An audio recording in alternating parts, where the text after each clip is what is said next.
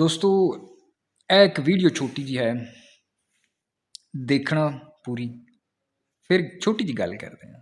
कराची जैसा भी शहर है ना, यहाँ पे सड़कें नहीं हैं, चोरियाँ होती हैं, मगिंग होती हैं, पानी नहीं है, बिजली नहीं है, बहुत सारे इश्यूज़ हैं।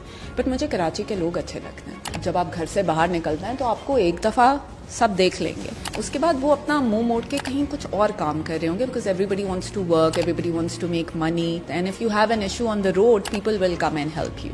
Because I have been stuck in issues in Karachi, flooding में, गाड़ी बंद हो गई, कुछ ना कुछ। पंजाब के साइड पे मुझे इशूज़ लगते हैं। आप एयरपोर्ट पे ही लैंड करते हैं, कल्चरल डिफरेंस बहुत ज़्यादा लगता है मुझे कराची से। सो कराची इज़ फाइन। एक खातून का इंटरव्यू तुसीं सुनिया जिंदे विच आंदी है कि कराची दे विच मैं जानी हाँ, लोग मैनूं एक बारी वेखदे ने और दोबारा अपने कम काज च लग जांदे ने, मुड़ दोबारा मेरे अल वेंदे नहीं। लेकिन पंजाब दे विच जिसे मैं जानी हाँ तो इत्थे जरा डिफरेंस है, कल्चरल डिफरेंस की गल करदी है।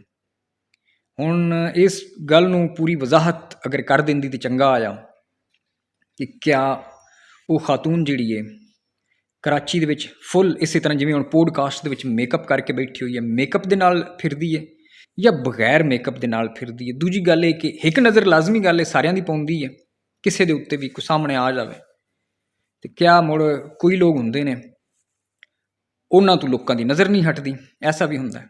ते या फिर कई लोग इस तरह के होंगे ने कि उन्होंने कई लोग इस काबिल ही नहीं समझते कि उन्होंने दोबारा वेख्या जाए।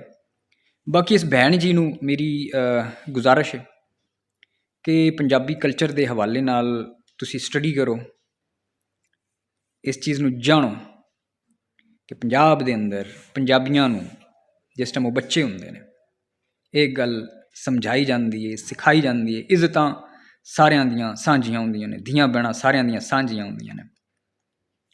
चंगे और माड़े लोग हर कौम दे विच हुंदे ने, ऐसा नहीं है।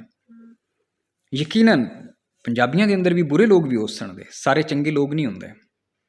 और बिल्कुल इसी तरह कराची के लोग मेरे लिए बड़े रिस्पैक्टेबल ने, बड़े काबिल एहतराम ने, लेकिन हर बंदा 100% अच्छा नहीं भी होएगा। यकीनन विच नैगेटिव सोच रखने वाले भी लोग होंगे। बाकी मैं इस भैन जी नूं गुजारिश करना कि मोहतरमा तुसी जिथे जाओ तुसी बगैर मेकअप दे जाया करो, यकीन करो तुहाडा एक गिला दूर हो जाएगा। फिर तुसी लोगों दी मिन्नतां भी कर सो कि मेरे अल वेखो, यकीन करो तुहाडे अल कोई ना वेख सीगा।